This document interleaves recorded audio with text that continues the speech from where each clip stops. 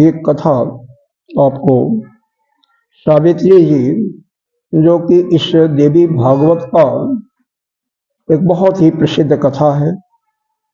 सावित्री की पूजा भी होती है और वही माँ जगदम्बा के रूप में ही सावित्री जी भी सभी मनोकामनाओं को पूर्ण करने वाली हैं।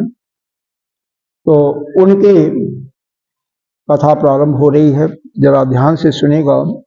इसमें सबसे बड़ा क्या है, यमराज का और सावित्री का एक संवाद है। उस संवाद में जीव क्या है, ब्रह्म क्या है, कर्म क्या है, जीव मरने के बाद कहाँ जाता है, कैसे रहता है, किस कारण से वह उन कष्टों को सहता है, और कौन सा कार्य करने से कौन सा जीव का वह जोनि प्राप्त करता है, कितने प्रकार, बहुत बहुत बड़ा वर्णन है। अब हम पहले ही किस प्रकार से पूजा की जाती है सावित्री जी की, उनके थोड़ा सा विधान बताते हुए कथा में प्रवेश करेंगे, क्योंकि जिससे यह मूल चीज न रह जाए। त्वलस्य उपाख्यानम इदम श्रुतम चादिशदोपमं ततः सावित्रो उपाख्यानम तन्मे वाख्यातुमर्हसि। नारद जी कह रहे हैं, यह तुलसी जी की जो अमूल्य तुल्य कथा आपने सुनाया, अब इसके बाद मैं सावित्री की कथा सुनना चाहता हूँ। उनकी पूजा करने की विधि क्या है और बाद में किन लोगों ने सावित्री का पूजा किया, जिसके कारण से सावित्री का इस धरा पर नाम जस गाया जा रहा है। नारायण कहती हैं, ब्रह्मणा वेद जननी प्रथमे पूजिता मुनि, द्वितीय च वेद गणैः पश्चाद विदुषाम गणैः, तदा च अश्वपति भूपः पूजयामास भारते, तत्पश्चात् पूजायां सुमण चत्वारेव च। कह रहे हैं, यह अश्वपति नाम के एक राजा थे, जिनका नाम था अश्वपति। अच्छा, उन्हीं के यहाँ उन्हीं की पुत्री के रूप में यह सावित्री आई थी इस धरा पर। पहले ब्रह्मा जी ने, सबसे पहले पूजा करने वाला सावित्री का है ब्रह्मा जी, यह वेद माता सावित्री की पूजा किया।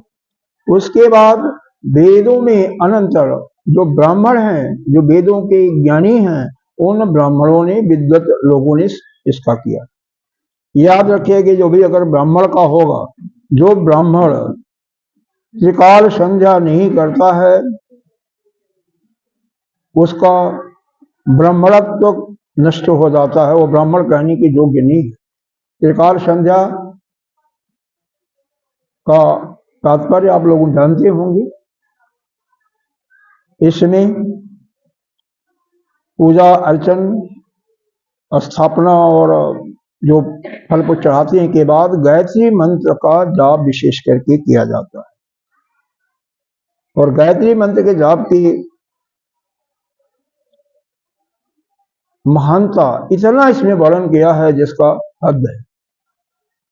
और जो ब्राह्मण नहीं करता है वह नरक को गामी, अधोगामी होता है, कम से कम ब्राह्मण के रूप में, क्योंकि ब्राह्मण का जन्म इससे नहीं मिलता है। जो हमारे जैसे कर्म होते हैं, कमर हमारे अच्छे हैं, अगर हमारे अंदर जो गुण है तो क्षत्रिय के रूप में हम प्राप्त होते हैं, सात्विक है तो ब्राह्मण के रूप में। ब्राह्मण में भी किस प्रकार से क्रमशः अग्निहोत्र जो होते हैं सबसे श्रेष्ठ माने गए हैं ब्राह्मणों में, लोग अग्निहोत्र इत्यादि के किया करते हैं। खैर, यहाँ पर बताया जा रहा है कि मध्य देश में अश्वपति नामक एक राजा थे, जो ने शत्रुओं का मर्दन किया, नाश किया, और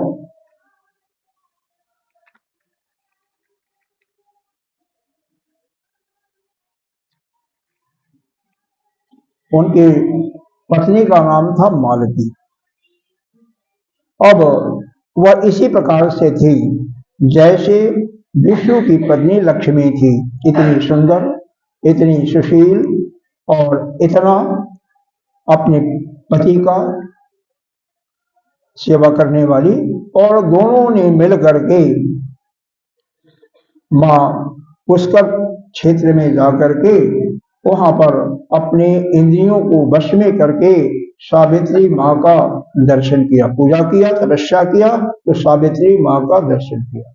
और वरदान में उन्होंने एक कन्या मांगा, सुंदर सुशील कन्या।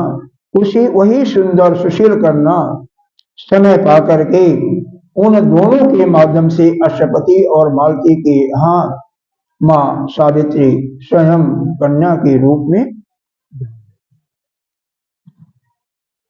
एक ही शायद और आपको छूट गया, इसका पूजा करना चाहिए, यह भी लिखा हुआ है यहाँ पर, कहीं लिखा हुआ है त्रयोदशी को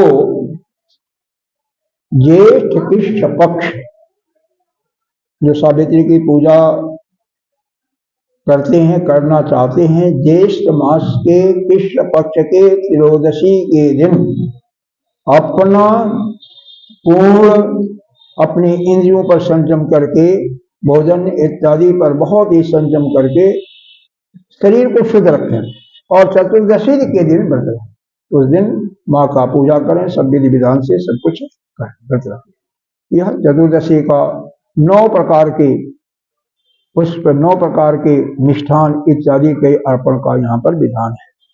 माँ इनकी माता की मंत्र का वर्णन का ऐसा दिया हुआ है। एक बात और यहाँ पर दिया हुआ है, गायत्री मंत्र के जो ब्राह्मणों के विषय में बताया था, एक बार का गायत्री मंत्र देखो क्या लिखा हुआ, संस्कृत में पढ़ लो। श्री कृष्ण पश्च गायत्रा पापम दिन भमम हरितो, यानी एक बार अगर गायत्री का जाप करते हैं तो दिन भर के पापों का नाश कर देते। 7 बारम 10 बारम जपे नहीं वो, 10 बार करते हैं तो नश्येद पापम देवानिशम, तो रात का, दिन और रात का दोनों का पाप नष्ट हो जाता है। 7 बारम जपस्यैव, अगर 100 बार जाप करते हैं तो क्या विधान क्या, तो महीने भर का संचित पाप आपका समाप्त हो जाता है, हट जाता है। सहस्रधा जपस्यैव, 1000 बार का आपका जाप करते, यानी 10 माला जाप कर लिया, तो जपस्यै कल्मषम वत सराजितम, तो 1 वर्ष का संचित पाप नष्ट करता है। अगर आप 1 लाख तक जाप करते हैं, 10 लाख तक, तो नाना प्रकार के 1 लाख जाप करने से 10 लाख अन्य जन्मों में भी किए हुए सब पापों को नष्ट कर देता है। अगर जो 1 करोड़ गायत्री का जाप करता है तो पूरे सभी जन्मों में किए हुए पापों को नष्ट कर देता है, और इससे भी 10 गुना जप विप्रों की मुक्ति भी कर देता है। यह गायत्री मंत्र का इतनी बड़ी यह प्रशंसा की गई है, उनके महानता को बताई गई है। गायत्री मंत्र का कितना बड़ा जाप करने का फल जो प्रत्यक्ष देखा गया है। हमारे वेद पाठशाला के अंतर्गत संध्या जो बटुक करते हैं, और जो श्रद्धा पूर्वक सभी नहीं करते हैं, वो तो ठीक है, जैसे आप लोग बैठे हो, अधिकांश का मन यहाँ जुटा होगा, या कोई जरूरी नहीं है, किसी का मन शरीर होगा, मन कहीं और भ्रमण कर रहा है। उसी प्रकार से जो मंत्र का जाप कर रहा है, वह उसका मन भी, इंद्रिय भी, और जो उच्चारण की विधि है उसी प्रकार से चढ़ा उतार को लेकर के जाप कर रहा है, तो उसका यह फल निश्चित रूप से होता है।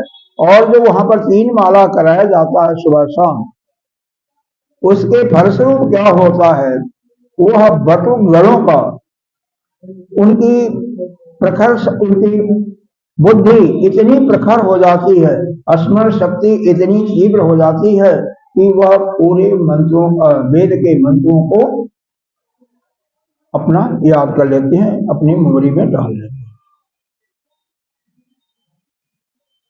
यह क्योंकि विद्या को भी देने वाली है, पापों को भी हरने वाली है, इसलिए इसके महात्म और हमारे शूद्रों को छोड़ करके तीनों वर्णों में, वैश्य में भी, क्षत्रिय में भी, ब्राह्मण में भी कहते हैं इक्वली, मतलब बराबर से, थोड़ा सा एज का अंतर आया, कब किसका जगोपित करने के बाद ही होता है, किया जाना चाहिए, लेकिन सभी के लिए इक्वली समान भांति से लाभदायी सिद्ध होती है।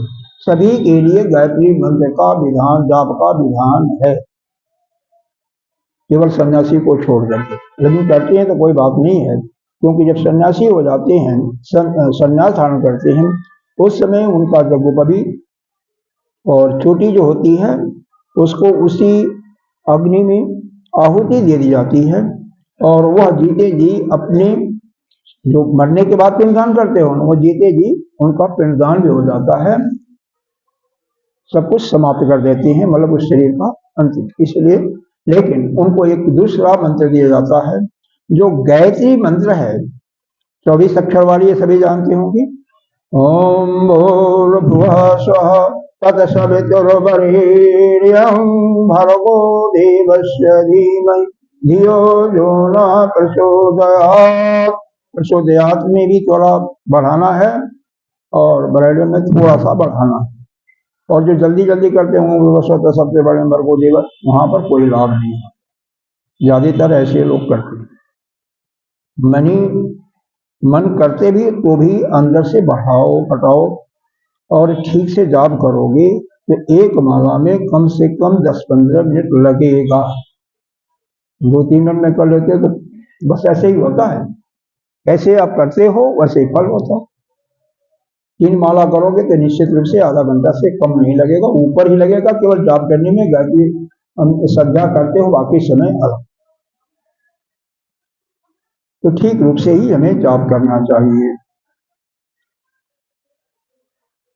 एक जिन्होंने किया है, थोड़ा सा ये चीज और देखो, इसमें एक विशेष करके ब्राह्मणों को क्यों इन्होंने घोषा हुआ है। देखो, संज्ञाहीनो, संज्ञा जो ब्राह्मण संज्ञा नहीं करता है, असुचित अनित्य मनहम सर्व कर्मसु जद है कुलते कर्म न तस्य फल भाग भवे। जो प्रतिदिन प्रातः, मध्याह्न और सायंकाल की संध्या नहीं करता है, वो अपवित्र रहता है, और वह किसी कर्म को करने के लिए अयोग्य होता है, वह योग्य नहीं होता है, वह उस कर्म के फल का अधिकारी नहीं होता है। तो इसलिए इन सब चीजों को, एक चीज और लिखा हुआ है 20वें श्लोक में, यह जिनके पास पुस्तक होगा देख सकते हैं, 9वां स्कंद 26वें अध्याय का 30वां श्लोक है। न गहन्ति सुरा पूजा पितरः पिंड तर्पणम स्वेच्छया च दुजातेश्य रहितस्य। जो ब्राह्मण, स्पष्ट लिखा हुआ है, देखो श्लोक में भी है, यहाँ भी, त्रिकाल संध्या नहीं करता, यानी सुबह दोपहर शाम, उसके द्वारा जो पूजा हुआ करता है, न तो देवता लेते हैं, न कोई अगर पिंड तर्पण करता तो पितृगण भी स्वीकार नहीं करते हैं, स्वीकार करते हैं लेकिन स्वेच्छा पूर्वक नहीं करते हैं, ऐसा स्पष्ट लिखा हुआ है। इसलिए हमें अपना कर्म जो होता है, कौन सा कर्म, नित्य कर्म, नित्य कर्म में क्या होता है, सुबह उठ करके माता पिता और गुरुजनों को प्रणाम करना है, जो बड़े हैं, नहीं है, जिंदा नहीं है तो मन से उनको प्रणाम कर सकते हैं, उनके स्वरूप को ध्यान करके। उसके बाद पृथ्वी माँ को प्रणाम करते हैं भगवान का ध्यान करने के बाद, और फिर क्या होता है, आप दंत धावन स्नान इत्यादि करते हो ना, तो जब स्नान कर लो, सूर्य को जल भी दे दो या बाद में दो, कोई बात नहीं, लेकिन फिर यह संध्या आपको करनी ही चाहिए है। बाकी जैसे भी है, बाकी इसको ना करते मैं आगे बढ़ता हूं।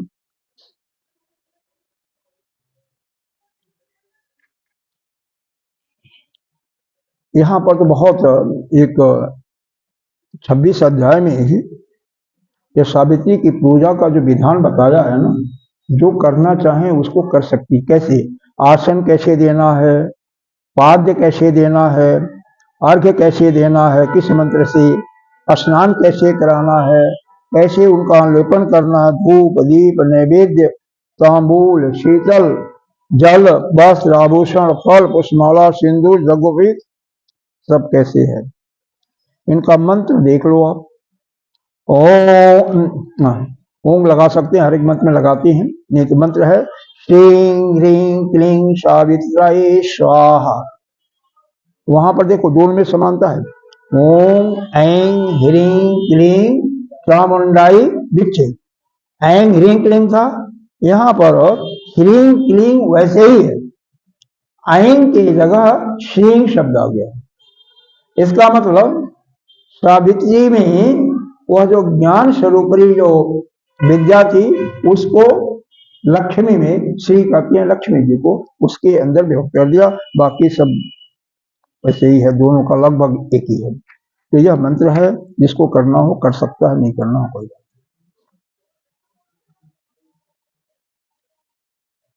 अब देखो, कन्या के रूप में तो उत्पन्न हो गई, बढ़ भी गई। बढ़ने के बाद 12 साल की ही कन्या का ऐसा इनका आयु का वर्णन है। ये इतनी विद्वान थी, अरे जब माँ सावित्री ही स्वयं पैदा हुई है तो विद्वान तो हो नहीं। इनकी प्रतिभा को देख करके राजा को सुयोग वर नहीं मिला कि भाई जैसे हमारी कन्या है वैसे ही वर होना चाहिए ना। अब मान लो कन्या पढ़ी हुई है, पोस्ट ग्रेजुएट की हुई है, और वहीं पर वर है, हाई स्कूल इंटर ही है, तो वो कैसे चलेगा? नहीं चलेगा ना। उसके योग्य मतलब उससे श्रेष्ठ वर होना ही चाहिए ना। लेकिन कई बार हो जाता है तो कोई बात नहीं, जो हो जाता है। तो उन्होंने बिल्कुल हार गए, कोई उसके योग्य उनके हिसाब से नहीं मिला। तो वह कहते हैं बेटी, मैं तो तेरे लिए योग्य वर नहीं ढूंढ पाया, अब तू ही अपना वर ढूंढ ले। एक दिन उसके बाद वो अपने सैनिकों को लेकर के, एक राजा थे, राजकुमारी थी, लेकर के जाती है, एक जंगल में जाती है। वहां पर देखती है कि एक राजकुमार है, उसके मुखमंडल पर तेल है, लेकिन साधारण वस्त्र पहने हुए लकड़ी को काट रहा है, पेड़ के डाली को काट रहा है। वहीं रुक जाती है। कौन है वो? यहां पर बताया गया, सावरम बरयामाश दुमत सेन आत्मजम तथा। दुमसेन नाम के राजा के वह आत्मज मतलब पुत्र थे। सत्यवंतम सत्यशीलम, सत्यवादी थे, सत्य को धारण करने वाले थे, नाना गुण और अनेकों प्रकार के गुणों से वह युक्त थे। लेकिन कमी एक थी, हर एक के अंदर सभी कुछ नहीं होता है, ये जान लो। अगर आपके पास धन है तो हो सकता है विद्या न हो, धन भी है, विद्या भी है, प्रजा भी है, तो हो सकता है आपकी आयु ही ना हो। वही इनके अंदर था, इनकी आयु ही नहीं थी, लेकिन सत्यवादी थे। सत्य सावित्री ने क्या देखा, यह सत्यवादी हैं। क्यों? कुछ घटना घटी थी कि इनके पिता की ज्योति चली जाती है और पड़ोसी देश का राजा आक्रमण करके इनके राज्य को अपहरण कर लेता है। यह एक पर्ण कुटी में, जंगल में कुटी बना करके रखते हैं, एक झोपड़ी बना करके, और अपना पालन केवल लकड़ी इकट्ठा करके कंदमूल फल जो मिल जाता था उसी से करते थे, कम से कम किसी के पास गए नहीं, अपने शस्त्र के रूप में। वो कहती है ठीक है मैंने चुन लिया, हमारे भर यही रहेंगे। उनका नाम सत्यवान था, सत्यनिष्ठा, सत्य बोलने के कारण उनका नाम सत्यवान था। आकर के अपने पिता को बता देती है कि मैंने वर ढूंढ लिया, कि दुमतसेन नामक राजा, जो इस समय राजा के रूप में नहीं है, स्पष्ट सब कुछ बता देती है, जंगल में रहते हैं, तपस्या कर रहे हैं, उन्हीं का एक पुत्र है, सत्यवादी है, तो मैं उसको स्वीकार कर लिया। अब नारद जी, भगवान की ऐसी विधि है, जब कोई भी घटना घटती है तो वह पहुंच जाते हैं, कहां से पहुंचते हैं, कैसे पहुंचते हैं, वो उनकी महिमा है। कहते हैं राजन ये शादी मत करो, विवाह मत करो। क्यों भाई, क्या बात हो गई? कहते हैं वह बालक अगले भाद्र मास के पूर्णिमा तक ही जिंदा रहेगा और उसके बाद उसकी मृत्यु हो जाएगी। उसकी आयु बहुत कम है, साल भर ही है। जो सावित्री का कहना मत मानो, इसको कह दो। उन्होंने कहा डॉक्टर भी नहीं, देखो उसकी आयु नहीं है, अल्प आयु है, 12 वर्ष की थी, याद रखिएगा, लेकिन उसके अंदर दृढ़ता कितनी थी, ज्ञान कितना था। अभी जमराज का संवाद होगा तो आप सुनिएगा। हम लोग मृत्यु के करीब पहुंच गए हैं, लेकिन वह दृढ़ता की शक्ति, वह जो ज्ञान उसने 12 वर्ष की अवस्था में था, वह हम लोगों के अंदर नहीं है। हो सकता किसी के अंदर हो, लेकिन मेरे अंदर तो नहीं है। इतनी दृढ़ता, इतनी निडरता। निडर कौन होता है?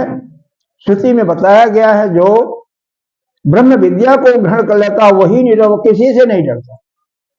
तो इतना निडर थी, और अपनी जो निश्चित किया हुआ था मत, उस पर भी अड़िग थी, और कह रही थी कि हमें देखो, कोई भी किसी का भी जीवन एक सुचारू रूप से चल रहा है तो उसकी प्रशंसा कभी कोई नहीं करेगा। भाई ठीक से चल रहा हुआ, सब माता पिता का दिया हुआ, जाने आपको नौकरी लग गई, आप कर रहे हो, बिता गए। लेकिन विपरीत परिस्थिति जब में आप उभरते हो ना, उसी का वर्णन होता है, उसी का जस होता है। अगर एक झुग्गी में पैदा हुए किसी रक्षा चालक का कोई बेटा आईएएस बन गया, तो प्रशंसा उसकी जितनी होती है उतनी आप बड़े वालों की नहीं होती। तो वही हालत है। एक राजा का लड़का है राजा पहले थे, इस समय राजा नहीं है, तपस्वी कर सकते हो लड़का, लकड़ी काट करके ईंधन जुटाता है, फलों से अपना फल पुष्प दूर करके खाते हैं और पूजा करते हैं। 1 साल की आयु है, फिर भी वह निश्चय करने के बाद अड़िग रहती है। और हम लोग क्या करते हैं? अभी आज कोई निर्णय लिया कि अमुक चीजें करना है, लेकिन कुछ क्षण के बाद ही आ जाएगा, अरे नहीं इतना तो बहुत है, इतना तो नहीं चलेगा, कम ही चलेगा। ऐसा हमेशा हमारे मन में परिवर्तन होता रहता है, लेकिन उसने बिल्कुल नहीं। ठीक है, उसने कही नहीं, पिताजी हमने जो निश्चय कर लिया ठीक है।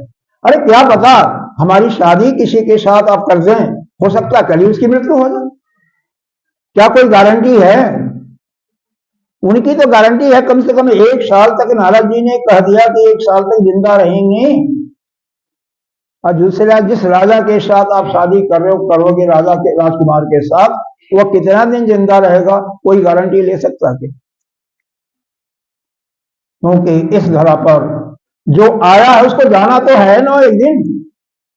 जब उसको जाना है और यह भी निश्चित है कि वह चला जाएगा, हमारे और आपके कहने से वह रुकने वाला नहीं है, तो हम क्यों डरे?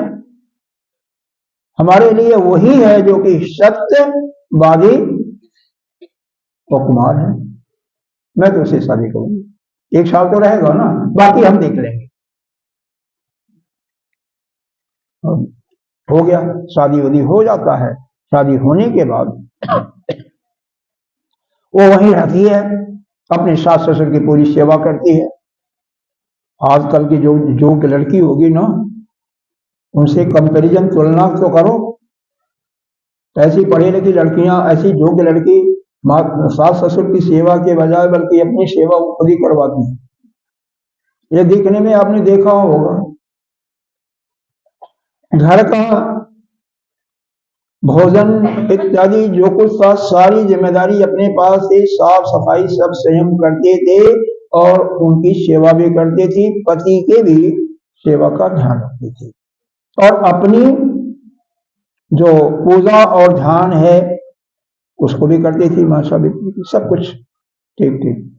और आपने सारा काम कर लिया तो बीच में समय तो मिलेगा ना, तो उस समय अपना अपना ध्यान साधना पूजा इत्यादि कीजिए, उस समय आपको कोई विघ्न बाधा नहीं पहुंचाएगा। और ये सोचो कि अब अपना काम ना करो तो जरूर बीच में कोई आवाज देगा कि भाई यह अमुक कार्य आपने नहीं किया। वो तो नहीं करती तब भी कोई कहने वाला नहीं था, क्योंकि शादी हुई है और फर्स्ट डे तुरंत ही घर में आते सारा काम संभाल लेती। अब जब भाद्रपद पूर्णिमा आती है, साल भर का समय जाने में देर नहीं लगती है। जब वो आ जाता है तो उसको याद है सब कुछ, नारद जी का वचन। जब सुबह सत्यवान जाने लगती हैं जंगल में लकड़ी काटने के लिए, तो कहती है कि आज मैं भी आपके साथ चलूंगी। कहते हैं नहीं, तुम नहीं कर सकती। फिर देखते हैं वो आगे क्या कि मैं चलूंगी साथ में, कि कभी तो यह मेरे से जिद करती ही नहीं है, जो मैं कहता हूं वही करती है। आज इसकी इच्छा है, चलो चले। फिर चलो भाई। अब वहां पर थोड़े समय के बाद, 1 घंटे 8 घंटे के बाद ही जैसे पेड़ पर चढ़ते हैं, उनके हृदय में बहुत तेज दर्द होता है और वो नीचे उतरते हैं, चिल्लाते हैं, कराते हैं और नीचे उतरने के बाद ही क्या होती है, उनका प्राण पखेरु उड़ जाता है। आजकल के समय में कह सकते हैं कि हार्ट अटैक हो गया, जो कुछ हुआ होगा, उनकी मृत्यु तो निश्चित ही है, निश्चित ही मृत्यु हो गई। अब निश्चित हो गई, जब ऐसा हो गया तो रोती नहीं है। हम आप क्या करते हैं, रुंझन करते हैं, रोने लगते हैं, विलाप करते हैं, चिल्लाते हैं, और उससे क्या लाभ होता है? कुछ लाभ मिलेगा? कुछ नहीं। कुरान जल लेती है, तो पहले से व्यवस्था की थी, जल ले करके कहती है मंत्र पढ़ करके कि जो भी हमारे पतिदेव का जो जीव ले जा रहा है वो हमें दिखाई दे, हमसे बातें करे। तुरंत पानी छोड़ते ही जमराज दिखाई दे जाते हैं और जीव रूप में सत्यवान भी दिखाई देते हैं। अब यह नारायण कहते हैं, क्योंकि ये संवाद चल रहा है ना नारायण और नारद। नारायण कह रहे हैं कहा, देवी भागवत के अंदर ही, जमस्य वचनम सत्ता सावित्री च पतिव्रता तिष्ठा पर्या भक्ता तमुवाच मनुष्यनी। जमराज कहाँ जा रहे हैं आप इसको लेकर के हमारे पति को? और जमराज कहते हैं कि मैं जमराज हूं, और कोई भी व्यक्ति जब अपना प्राण पखेरु उसका उड़ जाता तो उसको लेकर के मैं जाता, मेरी ड्यूटी है। तो उनको प्रणाम करती है सावित्री, उनको प्रणाम करती है और कहती है, बहुत ही सुंदर है, 2-3 श्लोक पढ़ते हैं। किम कर्म, देखो ठीक ठीक इसको ध्यान लगाओगे तो समझ में आएगा, दूसरे को मत देखो। मैं कह रहा हूं, एक बार राजा जनक गुरु याज्ञवल्क के साथ में सत्संग सुन रहे थे, ज्ञान का उपदेश दिया जा रहा था। याज्ञवल्क ने माया से जनकपुर में आग लगा दिया। क्यों आग लगाया?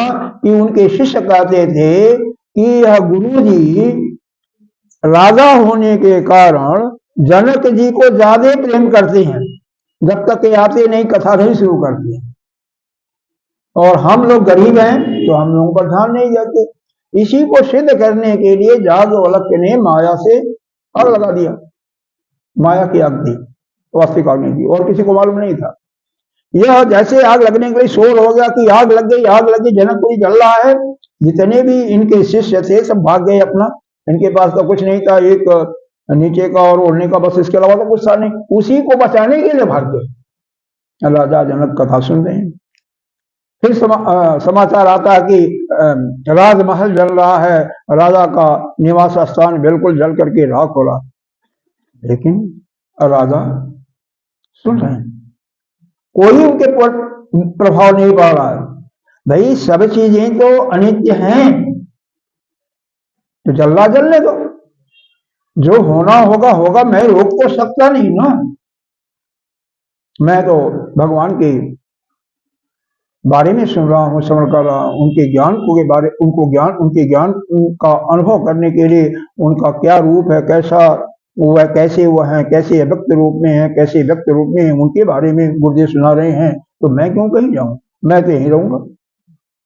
उसी प्रकार से अगर आपका मन लगा होता, मन नहीं लगा, मन अगर लगा होता तो दृष्टि कहीं और जाएगी नहीं, जानी ही नहीं चाहिए।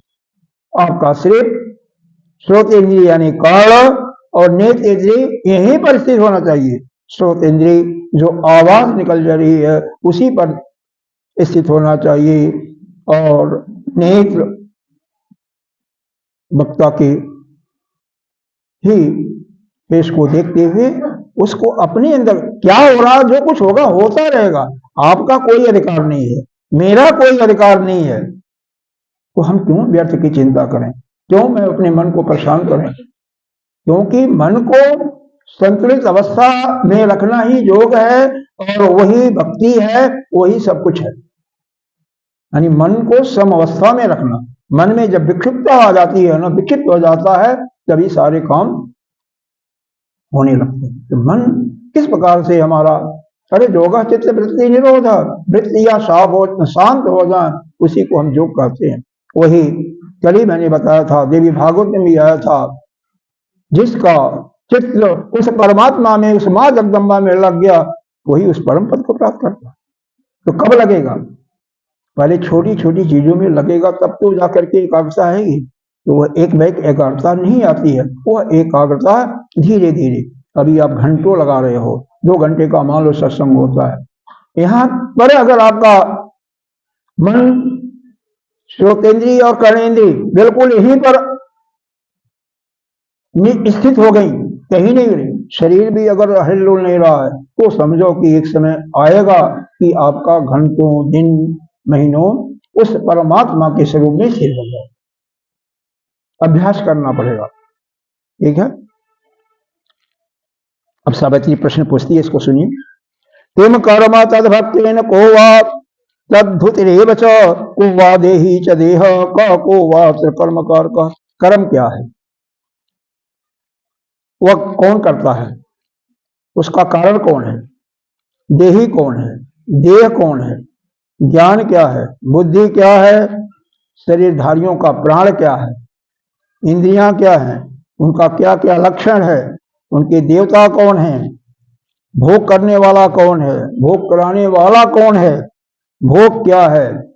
इतने प्रश्न हैं कि आपको याद रखना ही मुश्किल हो जाएगा। जीव कौन है, परमात्मा कौन है।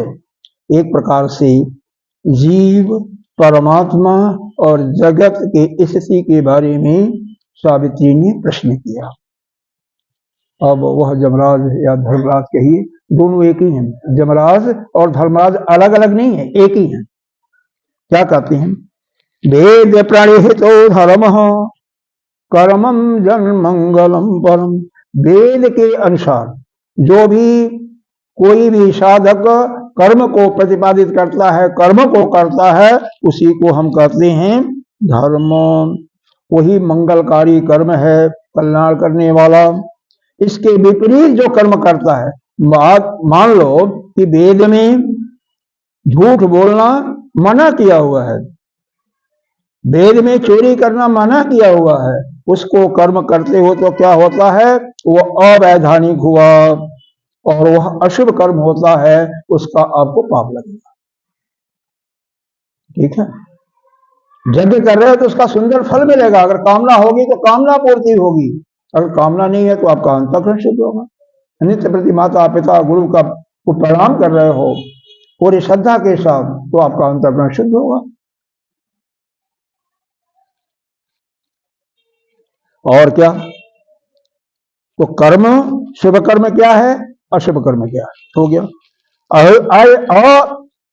हैतुकी देव सेवा संकल्प रहिता सती, जिसमें किसी प्रकार की कोई कामना न हो और संकल्प रहित, संकल्प कोई नहीं है, कोई कामना नहीं है। हम क्या करते हैं, पंडित जी बैठे होंगे, जब कोई हम पूजा करते हैं, यज्ञ करते हैं, हवनी करते हैं, तो पहले संकल्प करते हैं। संकल्प में क्या करते हैं कि हमें अमुक चीज की प्राप्ति हो। उसमें आता है पति पत्नी माता पिता पुत्र सभी का कल्याण, पशु इत्यादि का कल्याण मांग करते हैं ना, इसका मतलब संकल्प युक्त हो गया ना। वैसा नहीं, कर्म निर्मूल रूपा च स एव परिभक्तिता, तो जो जिसमें किसी संकल्प की कामना नहीं है और हैत की सेवा, यानी वह आप उस सेवा में ही आप पूर्ण रूप से युक्त हो गए हैं और किसी की नहीं, वही अहित की सेवा है। यह उस परम पद को प्राप्त कराने वाली सेवा होती है, परम पद को प्राप्त कराती है। इस प्रकार से कर्म फल भोक्ता कौन है, कौन निर्लिप्त है, इसके विषय में बताया कि जो मनुष्य ब्रह्म की भक्ति करता है वही मुक्त है। हालांकि थोड़ा सा श्रुति के अनुसार ये दिया है कि जो ब्रह्म स्वरूप को जान गया है, जो अपने स्वरूप को जान गया है, वह मुक्त है। लेकिन श्रुति में यानी वेद में ही लिखा है ब्रह्मविद ब्रह्मई भवति, ये वेद का एक श्रुति है कि ब्रह्म को जानने वाला वह ब्रह्म ही है, होता है। तो इसके अनुसार अगर ब्रह्म की भक्ति कर रहा है, थोड़ा सा इसमें रस छिपा हुआ है। भक्ति कैसे करते हो, बिना जाने सुने करोगे तो भक्ति तो बेकार हो जाती है। पहले उसके बारे में जानोगे ना, यह इसमें छिपा हुआ है। तो पहले ब्रह्म कैसा है, ब्रह्म का अव्यक्त स्वरूप क्या है, ब्रह्म का व्यक्त स्वरूप क्या है, उसको जानो समझो।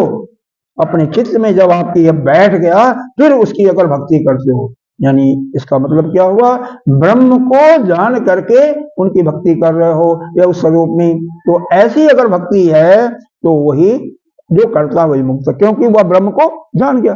तो ब्रह्मविद ब्रह्म ही होती, तो ब्रह्म को जानने वाला ब्रह्म ही हो जाएगा। ये सब यहाँ पर अछूता है, मतलब इसको इन्होंने लिया नहीं है। तो इसीलिए हर एक श्लोक का अर्थ शब्दार्थ तो आप समझ जाएंगे, लेकिन उसका लक्ष्यार्थ क्या वह समझना बड़ा मुश्किल होता है। और क्या दिया यहां पर देखो, 6 विकार होते हैं। जब कोई व्यक्ति होता है ना, अस्ति जायते वर्धते अपक्षियते परमणीयते अपेक्षते और फिर विनश्यति, यानी पहले पैदा होगा, स्थिर है, पैदा होगा, बढ़ेगा, बढ़ने के बाद उसके अवस्थाओं में परिवर्तन होगा, कुमार जौवन वृद्ध प्रौढ़ इत्यादि होगा, फिर व्याधि होगी तो उसके शरीर में बीमारियां लगेंगी, वृद्धा हो जाएगा। जैसे इसमें काफी वृद्ध लोग हैं, लेकिन वृद्ध उसको कहते हैं जिसकी कमर झुक जाती है और डंडा ले करके ही घर, किसी का सहारा ले करके ही घर जाता है ना, वह उसकी हालात, उसकी अवस्था को देखे वह दयनीय होती है। वहां से ले करके हमें शिक्षा लेनी चाहिए कि क्या क्या परेशानियां उस, जब आप अपने कर्म सहन नहीं कर पाते, अपने हाथों से आपको जल चाहिए, सहन नहीं ले सकते, आपका हाथ कांपता है, अंग में जस्त, या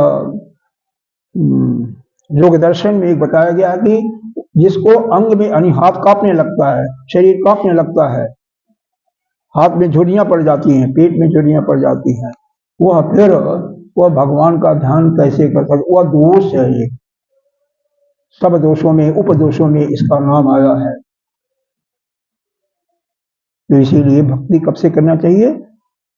बचपन काल से ही, बाद में तो कुछ नहीं होता है।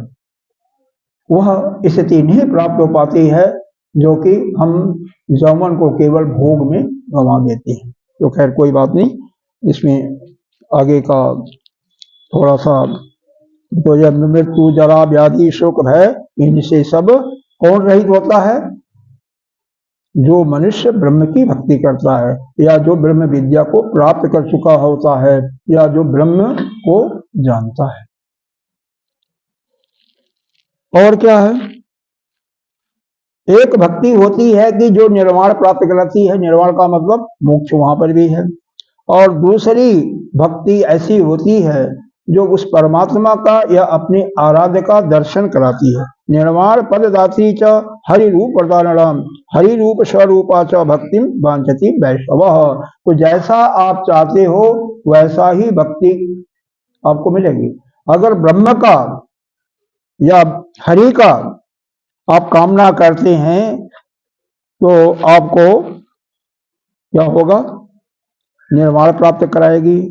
और केवल हरि का साक्षात रूप चाहते हैं तो आपको 4 प्रकार का ही मुक्ति मिलेगा, जिसमें जन्म जन्मांतर का किसी समय आना पड़ सकता है। सारूप कल बताया था, सारूप शालोक इत्यादि प्रकार की ही मुक्ति मिलती है। उसमें आना जाना बंधन मुक्त नहीं होता, तो कोई कोई कामना रह जाती है। कर्म जो है परमात्मा भगवान हरि का ही प्रकृति का ही रूप है। देखो, यह जो हम चले जाते हैं ना, तो हर एक मनुष्यों का जीव तो जाता है कर्म भोगने के लिए, फिर आता है। लेकिन आपकी जो यह कामनाएं होती हैं, आसक्तियां इत्यादि होती हैं, वह बीज रूप में हिरण्यगर्भ जो या ब्रह्मा कहिए या सूत्र सूत्रात्मा कहते हैं या प्रजापति के, उसी में स्थित होता है। आपका प्राण, सभी का प्राण मिल करके वहां पर वह सूत्रात्मा हो जाता है। इसीलिए प्राण उपासना का विधि का वर्णन भी हमारे वेदों में कहा गया है। प्राण की उपासना आप करो, उससे भी आपका परम पद प्राप्त हो जाएगा। तो यह कर्म का बीज है। कर्म का बीज, ये जो कर्म बीज है, जो व्यक्ति कोई भी कर्म करता है, यह अगर सोच ले कि उसका फल हमें नहीं प्राप्त होगा तो यह असंभव है। वह अगर भारत में है, पातालपुरी में चल जाए, ब्रह्मलोक में चला जाए, इवस्से में चला जाए, कहीं भी चला जाए, लेकिन वह कर्म जो कर्म करने वाले को ढूंढ लेता है, किसी जोनी में हो, मनुष्य मेढक बन गया तो भी, और उसको फल प्रदान करती है। और वह कर्म भी जो है नष्ट तभी होता है जबकि वह परमात्मा चाहता है आप, या आप ब्रह्म ज्ञान को प्राप्त कर लेते हैं, या निर्विष समाधि में आप एकटक पड़े रह जाते हैं, और वहां पर यह ज्ञान की प्रतिभा जो आपके अंदर पैदा उत्पन्न होती है वह सबको दग्ध कर देती है किसी न किसी रूप में। जो भी जिस रास्ते के पर चलने वाले हैं उस रास्ते से उसका कल्याण हो जाता है। इसी प्रकार से हर एक इंद्रियों का, देवताओं का भी बताया गया। जैसे 5 श्रोतेंद्रिय, 5 ज्ञान कर्मेंद्रिय, 5 ज्ञानेंद्रिय, 5 कर्मेंद्रिय, इनके क्या क्या देवता हैं उनके बारे में भी बताया गया। आंख, आंख का देवता कौन है? किसी को नहीं मालूम होगा, बताया नहीं था। सूर्य है, आदित्य है। कान का देवता, कान का देवता है, यह दिक देवता माने जाते हैं। दिक, दिक्पाल, दसो दिक्पाल, यह जो जहां से स्पर्श करती है त्वचा, इसका देवता है वायु देवता, क्योंकि वायु से ही हमें गर्मी और सर्दी का अनुभव करता है। घृणा देवता, इसका अश्विनी कुमार हैं इसके देवता। और रचना का देवता वरुण है, जिह्वा का देवता। हाथ का देवता इंद्र हैं, पैर के देवता विष्णु हैं। अब यहां पर एक ध्यान रखें, पैर के देवता विष्णु हैं, इसका मतलब विष्णु के पैर से ही गंगा जल भी निकली है। अब विष्णु के पैर से ही शूद्रों का जन्म भी बताया गया, तो शूद्र अपवित्र कहाँ हुए? उस दृष्टि से देखें तो कोई अपवित्र नहीं है। और कौन कौन इंद्रिय कर्मेंद्रिय में बची? वाणी। वाणी का देवता अग्नि है। यह जो मलद्वार होता है इसका देवता जन है, स्वयं जमराज। एक जो जनेन्द्रिय है उसका देवता है आपके प्रजापति, सृष्टि का निर्माण करने। इस प्रकार से 10 इंद्रियों के देवता बताए गए। इसके बाद सावित्री पुनः प्रश्न करती है, कांग कांग जोनिम जाति जीव कर्मणा केन वा पुनः केन वा कर्मणा स्वर्गम केन वा नरकम पितः। अपने इन, हे प्राणनाथ, आप तो मेरे गुरुदेव हैं, आप मेरे पर प्रसन्न हैं, इसलिए आप यह बताएं किस लोक में यह जीव क्या क्या कर्म करने से जाता है और क्या क्या फल प्राप्त करता है, यानी किस प्रकार के कर्म करने से कौन सी योनि मिलती है और क्या काम करने से कौन सा नरक की प्राप्ति होती है। तो इसलिए यह एक अध्याय में नहीं बताया गया है, बहुत लंबा चौड़ा इसका वर्णन हो जाता है। किस प्रकार से रोग होता है, कौन सा रोग होता है, यह हर एक का वर्णन किया है। यह सब आप चाहेंगे तो पढ़ लेंगे 28वां, 29वां, 27 से 30 तक अध्याय 9वें स्कंद का। अब दिव्य लोक जो होते हैं उनको पढ़ाने के लिए पूर्ण कर्मों का वर्णन है 30वें अध्याय में, 31वें अध्याय में या 30वां है। इसके बाद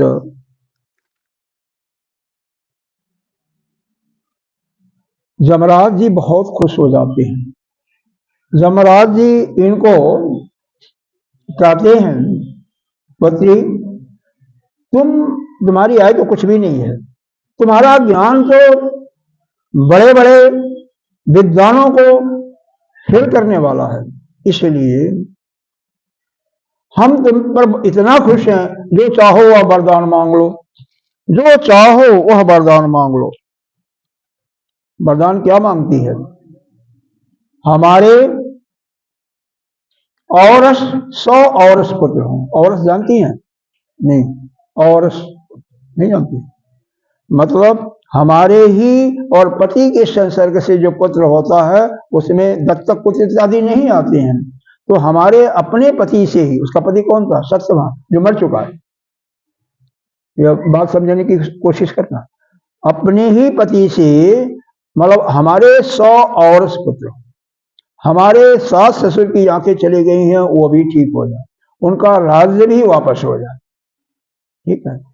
और उनके को चूंकि कोई भाई भी नहीं है तो उनके भी 100 और पुत्र, 100 पुत्र उनके दान दान से युक्त भी हो जाए, सब कुछ ठीक ठाक हो जाए। उन्होंने कहा ठीक है बेटी, बहुत सब कुछ समझ लो तुम प्रदान कर, तुम्हें मिल गया। अब सब कुछ मिल गया तो फिर क्या है, सब कुछ वह पूछती है, प्रश्न प्रश्न का उत्तर बताते जाते हैं, बहुत लंबा चौड़ा है तो सिर्फ संक्षेप में पढ़ लीजिए कि ज्ञान, कर्म, जीव, परमात्मा, ईश्वर, जगत, सबके बारे में उन्होंने पूरा चर्चा किया। कौन धर्म क्या है, अधर्म क्या। आप लोग मोटे में समझो, जो आपके अनुकूल जो काम करते, जो आपका मन करता कि अनुकूल है, वेद शास्त्र के युक्त, ऐसा नहीं है। चोरी करने का अगर आपका मन करता तो चोरी करना नहीं धर्म है। तो आप जैसा चाहते हैं वैसा ही दूसरों से आप अपेक्षा करें, दूसरों के साथ वैसा ही व्यवहार करें। आप चाहते हैं मेरा कोई सामान न चुराए तो आप किसी का सामान न चुराए। आप चाहते हैं कि मेरे साथ कोई छल कपट न करे तो आप भी किसी के साथ छल कपट न करें, किसी के साथ न। आप चाहते हैं कि सब हमसे सत्य बोले, आप भी सबके सामने सत्य बोले।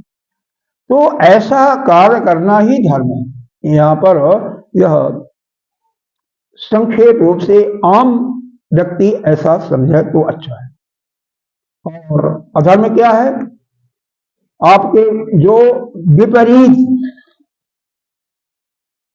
जो आपकी श्रुति में लिखा हुआ उसके विपरीत हम काम करें, जैसे चोरी करें, छल करें, किसी के साथ व्यभिचार करें, यह सब हमारे मन के, या लोगों की, कोई भी ऐसा नहीं चाहता कि मेरे साथ कोई छल करे, मेरे साथ कोई बुरा व्यवहार करे, तो उसको हम क्या करते हैं? अधर्म। लेकिन हमारे जगत गुरु शंकराचार्य जी ने इसके लिए कहा, एक श्लोक में दिया। गीता जी का जब वह भाष्य कर रहे थे,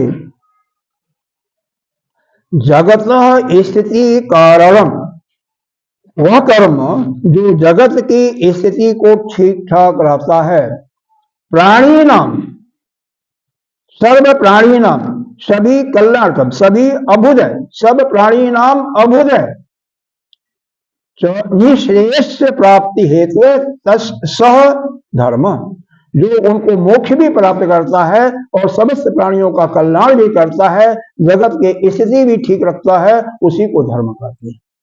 तो खैर आप लोग धर्म का परिभाषा सुन लिए, और इस प्रकार से वो बताते जा रहे हैं या प्रश्न करती जा रही है। चलते फिर कहते हैं, अरे तुम क्यों आ रही हो मेरे पीछे, तुम्हें तो जो चाहिए था भगवान मैंने दे दिया, अब तुम जाओ। तो बहुत सुंदर शब्दों में कही है, ज्ञान की महिमा क्या है। गुरुदेव आप तो मेरे गुरुदेव हो ना, आपका जो मुख से निकला है, वचन निकला है, वो असत्य ना हो, इसलिए मैं आ रही हूं। क्यों? आपने स्वीकार किया है, आपने वरदान दिया है कि मेरे 100 और पुत्र, आपको ध्यान शायद नहीं है, तो यहां दिया तो है, तो फिर आप मेरे पति को ले जा रहे हो, तो कैसे मेरे 100 पुत्र होंगे? तो आपका जो यह वचन निकला वो असत्य हो जाएगा, तो आप पाप के भागी होंगे, तो इसलिए आप पाप के भागी ना हो, इसलिए मैं पीछे पीछे आ रही हूं। अपने लिए नहीं बताई, इसके ज्ञान की महत्ता को देखो। यह नहीं कही है कि मेरे पति को आप दीजिए ना, बिल्कुल नहीं करी, कि आपका है गुरुदेव, आपका वचन कहीं असत्य न हो जाए, क्योंकि आप पहले वरदान दे चुके हैं, इसलिए मैं आ रही हूं। फिर उनके दिमाग में आया वो ठनका, कहते कोई बात नहीं, ले जाओ इसको भी ले जाओ, छोड़ दिया देव को। और फिर वो आकर के अपना मनवंतर तक पूरा राज्य करती है, पूरा राज्य करती हैं, और फिर अपने परम पद को प्राप्त करती हैं। और यहाँ पर बहुत कुछ नरक कुंडों इत्यादि का वर्णन है, यह सब जिसको पढ़ना होगा पढ़ता रहेगा। विभिन्न पापक्रम, उनके कारण कर्म, उनके कारण फल, इस सब नाना प्रकार के जोनियों का वर्णन। एक आध चीज देखो, कल तो बताया था, फिर इसको बताने की उसको भी कोई जरूरत नहीं। सावित्री से देव की उपासना करने से क्या फल होता है, पूर्ण फल, उसको थोड़ा सा सुन लें, फिर इसके बाद हम। धर्मराज महाभाग वीर वेदांग पारग नाना पुराण इतिहासे जत सारम तत प्रदर्श्य सर्वेषु सारभूतम जत सर्वेष्टम सर्वसम्मतम कर्म खेद बीज रूपम प्रशस्तम सुखदम नृणाम। सावित्री कहती है, वेद वेदांग में पारंगत, उनको कहिए फोटो ले, महाभाग धर्मराज नाना विध पुराणों तथा इतिहासों में जो सार स्वरूप है उसे प्रदर्शित करें।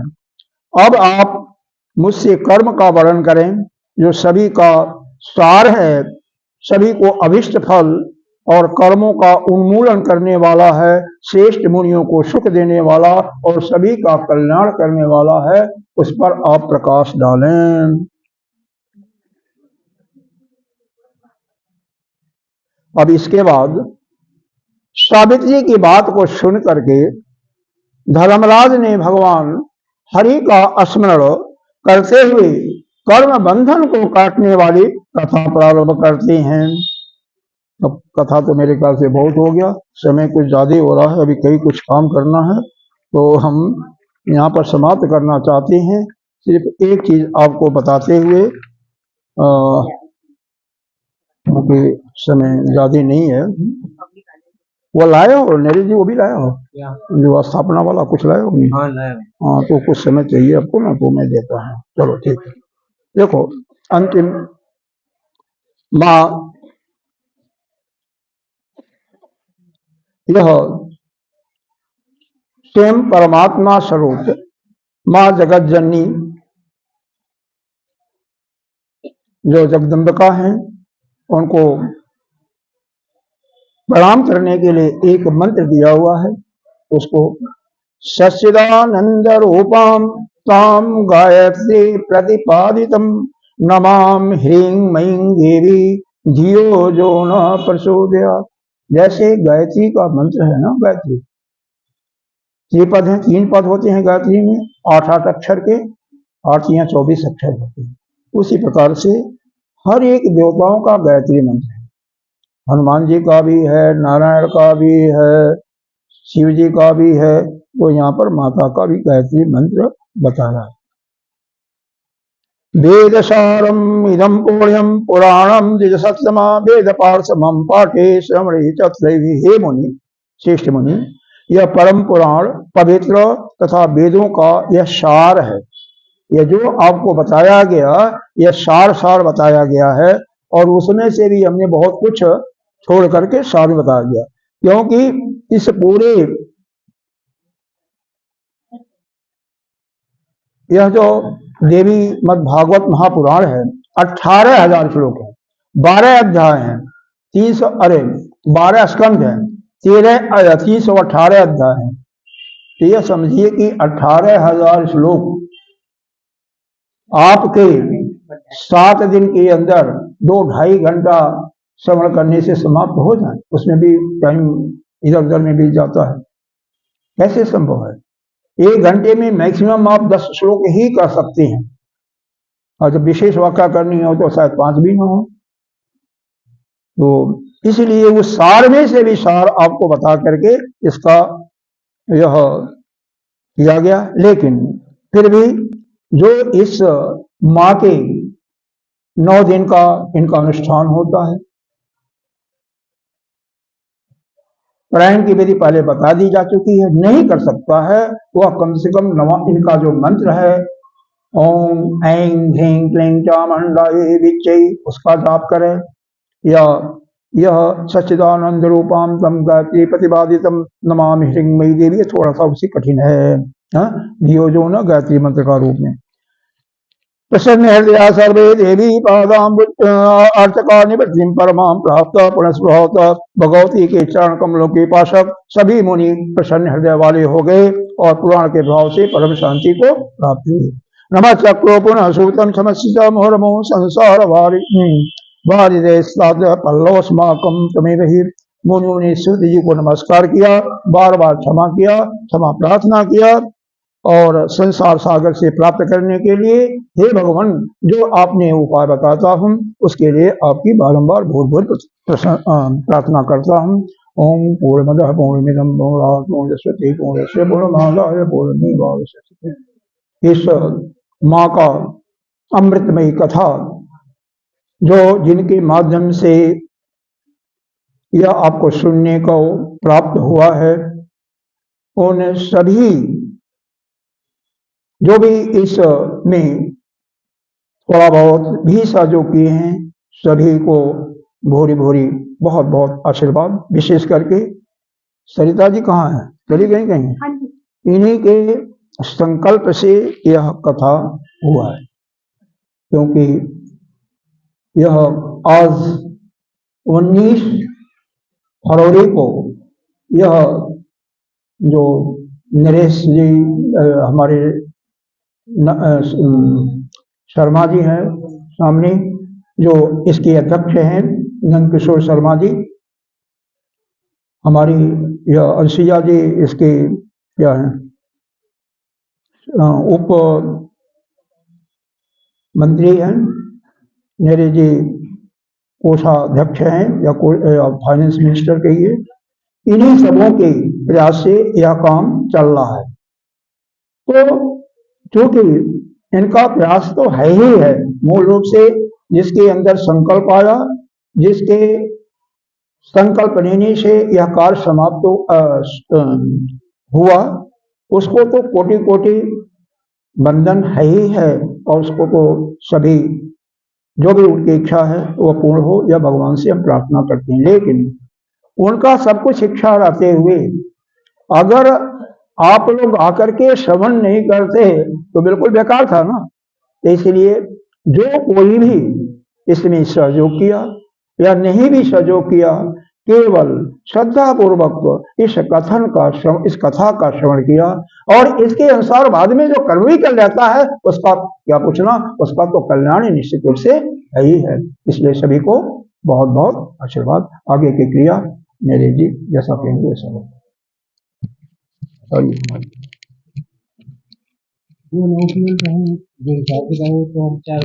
हाँ जैसे भी